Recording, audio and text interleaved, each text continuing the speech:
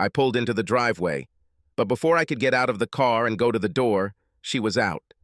As I watched her walk to the car, I thought, not for the first time, how young, fresh, beautiful, and innocent she looked. She opened the car door and slid into the seat next to me, giving me a wide, beautiful smile. "Let's go. You don't want to be late," she said as I backed up and backed out of her driveway.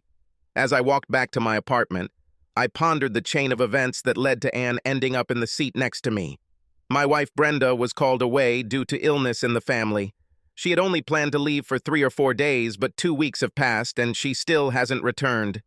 This created a bit of a problem for me. The monthly poker game at my house was scheduled to take place before Brenda returned.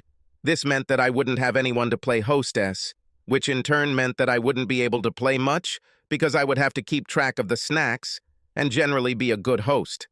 I complained to Herb about this when he said he might have a solution to my problem.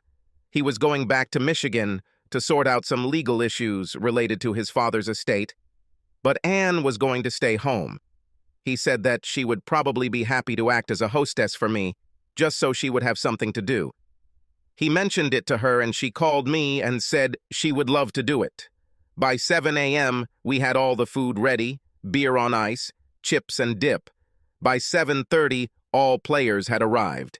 They were introduced to Anne and warned to be on their best behavior. I didn't want to give her husband any explanation.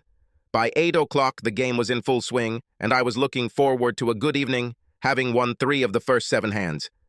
The bets were quarter, half, and dollar. The limit is 3 raises, and the dealer calls the game. I wasn't going to get rich, but it wasn't about the money anyway. It was about who would have bragging rights at work next week.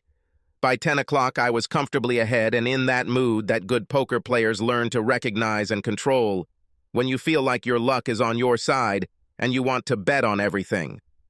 I was paying very close attention to my game, so I didn't notice that Anne had drunk quite a bit and was already pretty tipsy. But the other guys noticed. By the time I found out what was happening, it was already too late. I didn't pay any attention to the comings and goings of the other guys because it was common practice at our games for the guys to get up, go do some exercise, and then come back, sit out a few hands, and play again. It wasn't until about 11 o'clock that I got up to go to the toilet, and as I walked past the bedroom door, I thought I heard some quiet moaning, so naturally I looked inside. Anne was naked, lying on her back, staring at the ceiling, and Mark was, everyone's strength had sex with her.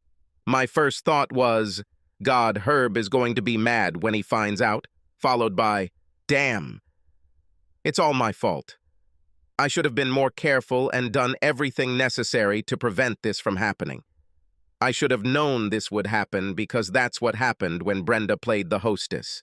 In fact, that's why Brenda played the hostess.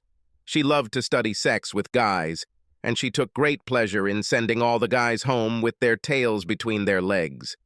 I didn't warn the guys that Anne wouldn't replace Brenda in everything, but then, why should I? I had no idea that Anne would allow this to happen. Well, now it was too late to do anything about it, so I walked further down the corridor to the toilet. On the way back, I looked into the bedroom again. Mark left, but Marv took his place. Anne turned and her eyes met mine, but they did not see me. They were full of lust. Of course, I started losing. I couldn't get the scene in my bedroom out of my head. The expression on Anne's face and her eyes. I couldn't concentrate on the cards, but instead I was acutely aware every time someone got up from the table and headed down the corridor. I have no idea how many people made this journey before I found out about what was happening, but I know for sure how many went after.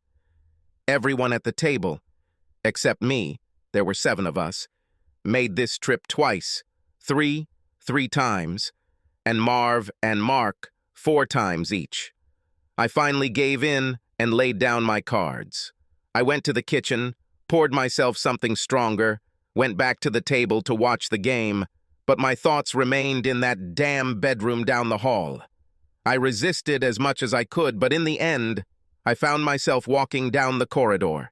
Inside the room, Anne was on her knees as Bud took her from behind. She shook her head from side to side and in a low, almost guttural voice screamed, "Yes, yes, yes, take me, oh God, please take me." And I stood there and watched as Bud did his best favor. Mike came in, and when he saw that I was just watching, he unzipped and walked over to Anne to satisfy him, and she went at it without hesitation. By 2 o'clock in the morning, all the guys were satisfied and left, leaving only Anne and me. Anne was lying on the bed. I stood and watched. She looked at me pleadingly. "Please, I need it. Take me, please." I'm not made of stone, although at that moment I felt that way, so, throwing off my clothes on the floor, I walked up to her. In the morning, I woke up from the soft touch of warm lips on my body. I shook the sleep from my eyes and saw Anne's head lower and lower, sliding over my body, and then touching my manhood began to caress it. Later, at breakfast, Anne said, "I didn't want it to happen, but once it started, I couldn't stop. I want to do this again. Can I come to the next game?" I was at a loss, unable to find words. How was I going to explain this to Brenda? How were we going to hide this from Herb? Annie took my silence as a refusal. "Please, please let me come to the next game.